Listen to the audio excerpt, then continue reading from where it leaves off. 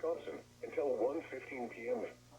At 12:07 p.m., severe thunderstorms were located along a line extending from near Potter Lake to near Elkhorn to near Walworth, moving east at 40 miles an hour.